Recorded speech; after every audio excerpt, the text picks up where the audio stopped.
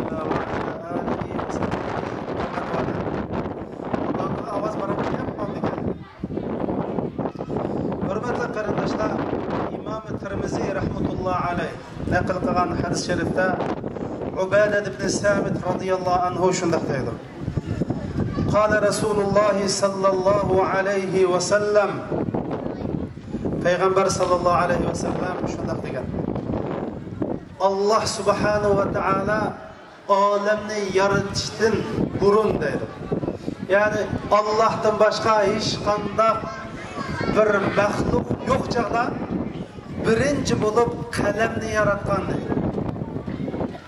Hurmatli musulmon qarindoshlar, mushu sizga nima tushunchani beradi? Ya'ni butun koinot hech nima yaratilishdan burun Alloh qalamni yaratgan deydi. Bu nimani tushuntirdi qarindoshlarimiz? Allah subhanahu va taala insondan iborat maxluqotni yaratgan va allama Adama al-asma'a kullaha deydi. Birinchi Odam alayhisalomni yaratib qilgan ishi Odamga ilm o'rgatdi deydi.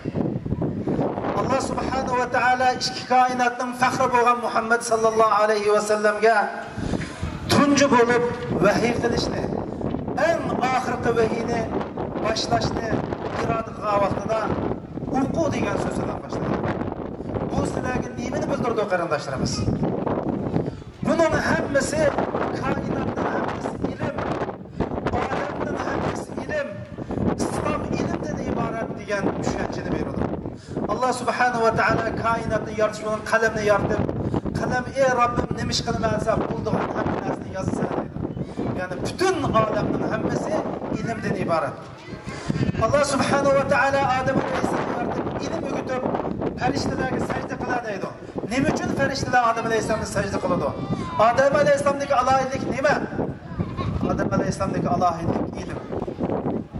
Allah subhanahu va taala nima uchun Muhammad sallallohu alayhi va sallamga tunji nozil bo'lgan oyatni o'qu deydi? Chunki o'qish bilan Allohni taniymiz.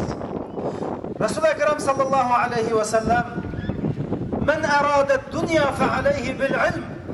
Agar mush dunyoda xo'jayin bo'laydisan, yer sharida kuchli bo'laydisan, yer sharida eng yuqori qallid bo'laydisan, ilm o'qi. "Va men arada al-akhirata fa alayhi bil ilm." Oxiratda Allohning eng yuqori darajasiga jannatga erishmoqchi bo'lsan, sen ilm o'qi deydi. "Va men arada umani" hem dünyani hem ahiretni qo'lga keltirmoqchi bo'lsan, yana ilm o'qi deydi. Mana bu Allah subhanahu va taolaning Qur'onda, hadisda bizga bildirgan ilmning va islomning ilmiga bo'lgan qimmat qarashi, islomning ilmi bo'lgan falsafasini shunda aniq bayon qilib bergan. Ammo siz biz yo'q qarindoshlar. Ma o'qu degan ummat nima ish qilyapti qarindoshlar? O'qu degan ummat nima ish qilyapti? Biz mushu o'qu degan Allohning buyrug'iga qanchalik bo'ysundik? Mashu o'lto'g'at qarko'z onalar, mashu qarko'z dadalar, sizlar mushu o'qu degan Allohning birinchi buyrug'ini qanchalik ijro qildinglar? Sizlar bizni kech-kunduz xo'rlayotgan Xitoylardan bakrak o'qidinglarmi? Shu Xitoylar o'qiganning 50%ni o'qidinglarmi? Shu Xitoylar o'qiganning 10%ni o'qidinglarmi? Shu Xitoylar xashlagan pulni, ilmga xashlagan pulni siz ilmga xashladinglarmi?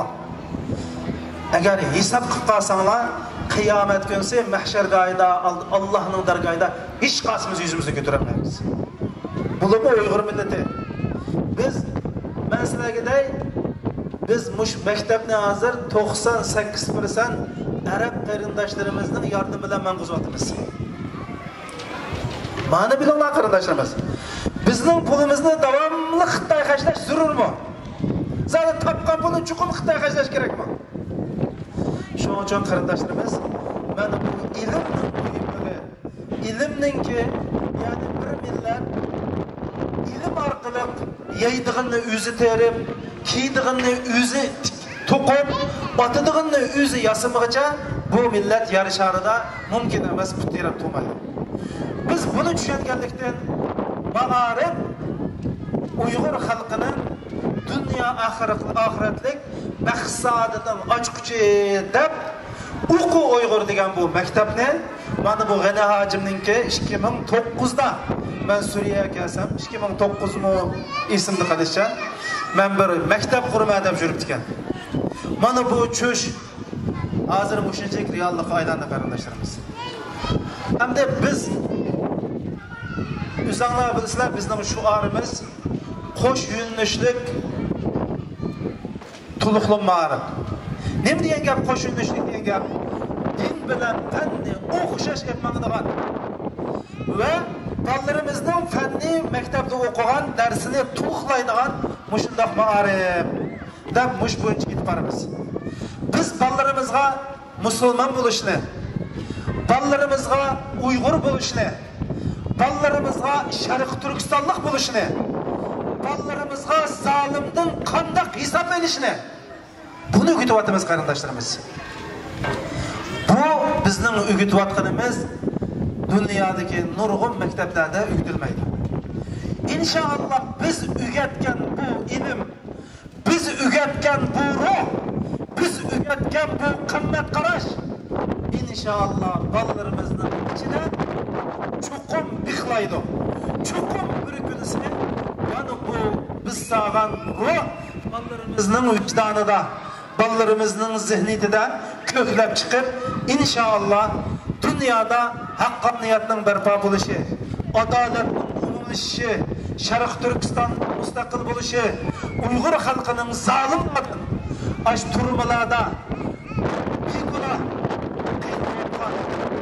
begunoh kishilarimizning to'kilgan qonlarini hisob so'raydigan haqiqiy farzandlarimiz mana bu o'quv Uyg'ur maktablaridan chiqadi inshaalloh.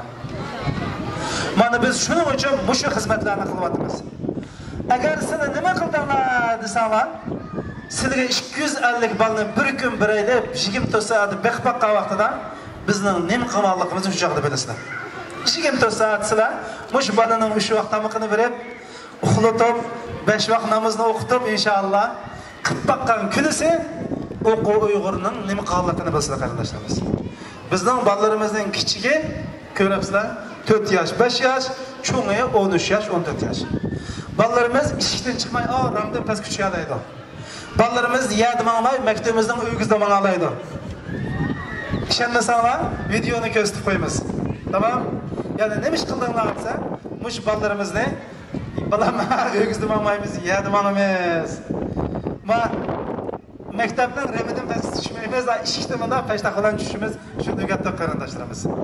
Kandak taharet edişine, kandak namaz okuşine, dinni qandoq suyishni, vatanimiz Sharq Turkistondan qandoq suyishni, adolatning nimaligini, haqqoniyatning nimaligini, vatanning nimaligini, Uyg'urning kimligini buni o'rgatib qolamiz inshaalloh. Bu bizning maktabimizning alohidligi shu. Shuning uchun bizga shu eng oxirigacha biz bilan birga tug'an, bizga moddiy va ma'naviy jihatdan yordam qilgan kishilarga chin qalbimizdan rahmat etamiz. Bulup bu şu işgay jarayonida bizningki tamoqimizni atgan, bolalarimizni o'qitgan, maktubimizni tozalagan, har xil jamoalarni topgan shu qarindoshlarga samimiy rahmatimni bildiraman. Yenilmayman o'qu. Agar sen o'qimasang bu dunyoda mu oxiratda mu nijot yo'q. Biz chuqur o'qu degan oyat nozil bo'lgan ummat ekanmiz. Bu ayetning ma'nosini, bu ayetning salmig'ini haqiqiy tushunib, boshqalar bir kitob o'qisa biz 2 kitob, boshqalar 10 kitob o'qisa 20 kitob o'qishimiz kerak. Lekin echilish xiyri qarindoshlarimiz, Yevropaliklar bir yilda 32 kitob o'qiydi ekan. Ammo musulmonlar bir yilda o'ttir hisob bilan bir batning 4dan 1 qismini o'qiydi ekan. Yevropalikning bolalari maktabdan sirt 12 minut o'qiydi ekan. Musulmonlarning bolalari maktabdan sirt yilda o'ttir hisob bilan 3 minut o'qiydi ekan. Biz mushu qaysi yuzimiz bilan Allohga boramiz qarindoshlarimiz? Qaysi yuzimiz bilan biz o'zimizni musulmon deymiz?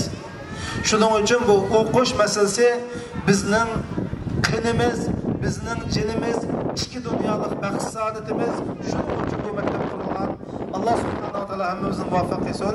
Assalomu alaykum va rahmatullohi va barakatuh.